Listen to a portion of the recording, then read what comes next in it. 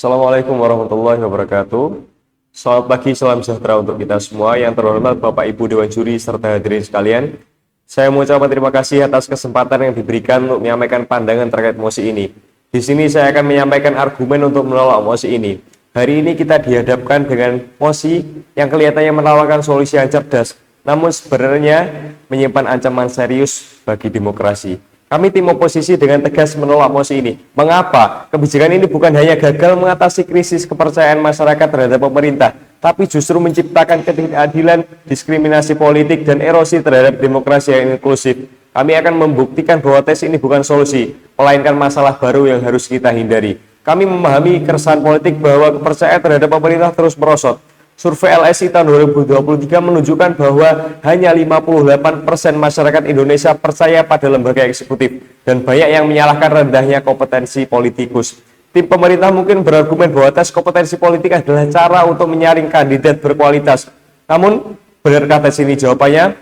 Kami tentu yakin bahwa tes ini bukan jawabannya, karena tes ini berisiko menciptakan sistem yang elitis, rentan manipulasi, dan mengabaikan esensi demokrasi. Solusi sebenarnya adalah memperkuat transparansi, debat terbuka, dan literasi politik rakyat, bukan membatasi kandidat dengan ujian yang meragukan. Bayangkan skenario jika mosi ini diterapkan. Setiap kandidat politik harus lulus tes kompetensi yang dirancang oleh lembaga. Pertanyaan besar muncul, siapa yang merancang tes ini, siapa yang akan menentukan standar lulus. Jika pemerintah atau pihak tertentu mengendalikan proses ini, resiko bias politik bisa menjadi sangat nyata. Tes ini bisa jadi alat untuk mendiskualifikasi kandidat independen, kelompok minoritas, atau lawan politik penguasa.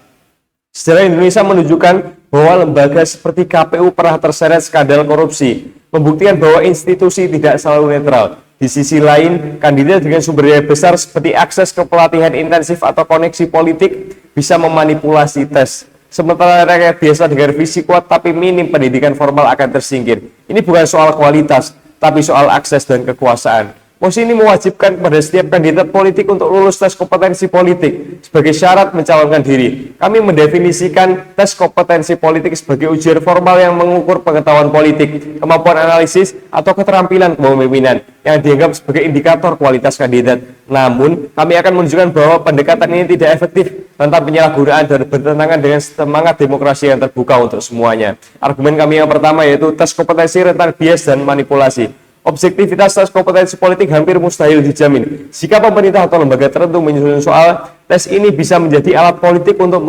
menguntungkan kandidat yang lain atau partai tertentu.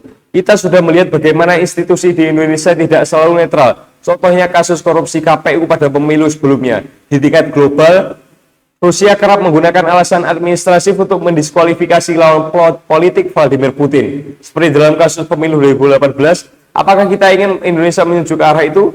Selain itu, kandidat dengan sumber daya besar bisa membayar pelatihan khusus atau memanfaatkan koneksi untuk lulus tes. Sementara kandidat independen atau dari daerah terpencil akan kesulitan.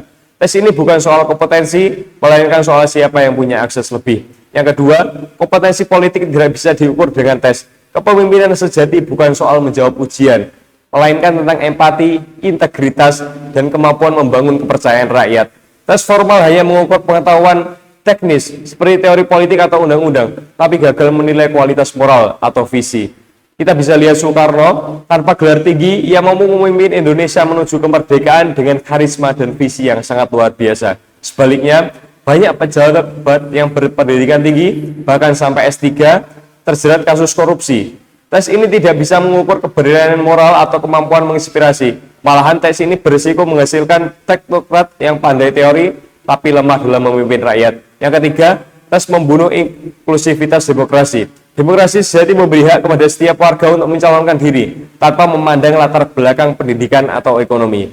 Menurut BPS tahun 2024 menunjukkan bahwa 86% masyarakat Indonesia tidak punya pendidikan tinggi. Jika tes kompetensi diwajibkan, mayoritas rakyat akan tersingkir.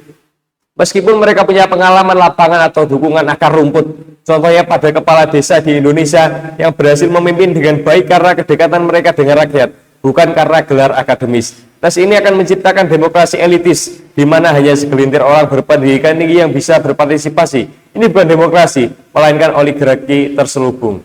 Lalu bagaimana alternatif yang lebih baik? Yaitu dengan transparansi dan literasi pemilih. Krisis kepercayaan tidak diselesaikan dengan menyaring kandidat melalui tes, melainkan dengan memberdayakan rakyat untuk memilih secara bijak. Debat publik nasional seperti yang dilakukan oleh Amerika Serikat dan Brasil terbukti efektif mengungkapkan visi dan integritas kandidat. Publikasi rekam jejak melalui platform seperti Sipol dan LHKPN memungkinkan rakyat menilai sendiri kualitas kandidat. Pendidikan pemilih oleh Kementerian Dalam Negeri atau organisasi seperti Perludem juga meningkatkan literasi politik. Data dari LIPI menunjukkan bahwa debat kandidat di televisi meningkatkan pemahaman publik sebesar 70%.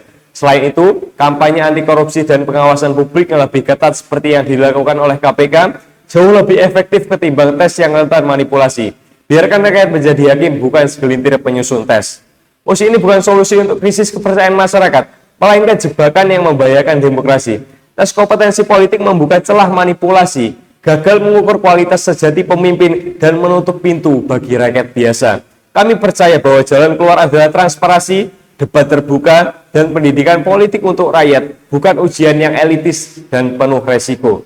Demokrasi adalah tentang memberi kuasa kepada rakyat, bukan kepada penyusun tes.